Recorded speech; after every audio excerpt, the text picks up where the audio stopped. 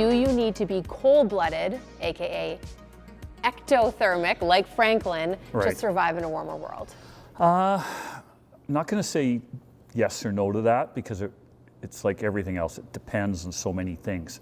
But in some cases, being an ectotherm might be an advantage if the climate's going to warm up on you and you're a Canadian snake that has been living for 10,000 years in a short summer and a cool summer, while your cousins in Arizona have been living in a very hot climate. So their capacity, those types of animals may have a better capacity to deal with extreme heat over short periods of time.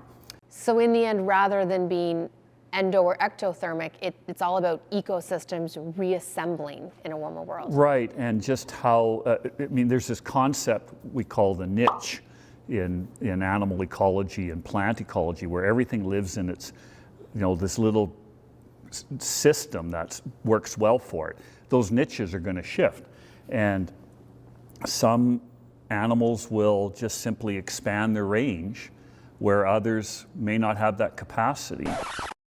Did you get a pandemic pet? Shame. Just kidding. I now have fish to go along with my giant Bernese mountain dog, and I'm clearly not leaving here without a rabbit. But if you have a pet or you're considering getting a pet, you might want to consider the carbon footprint of a pet, because companion animals are not only impacted, they also impact the environment. So thinking about the carbon footprint of these little guys is important. The decisions we make for our pets might not be the best for the environment. How much more energy are we spending to heat and cool our homes to keep them comfortable and safe? How much longer are we driving to get them a trail run? How many outfits are we buying for Christmas cards?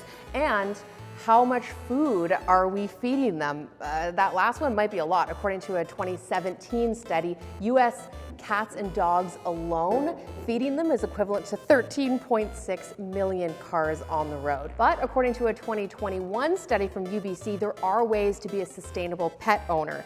The biggest thing is to just include your pets when thinking about your family's carbon footprint and offset. For example, buy sustainable food. This is just lettuce, you're fine. Compost their poo, or think about getting a heat pump for your home.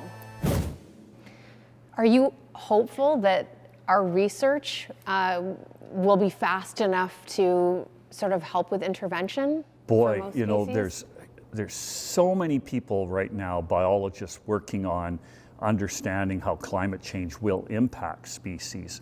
And if it does, what can we do about it? And so I think we're going to have a very good picture, increasingly clear picture on what climate change means to these animals.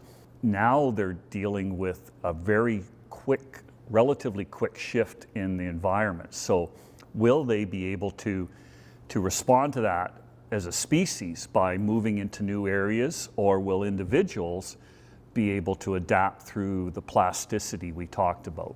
In the end, it'll come down to an animal's ability to move to what it needs to survive in a warmer world, and not all animals will. Still, we can help. To quote Ted Andrews, the animal kingdom shows us the potential we can unfold, but to learn from them, we have to first learn to speak with them. Here's some tips to keep your pet cool in a heat wave. What? Ice packs under your pets. This sounds good. Ice cubes underneath your pets. Does that feel good, Rodney? You can share a cool treat like an ice cream with your dog.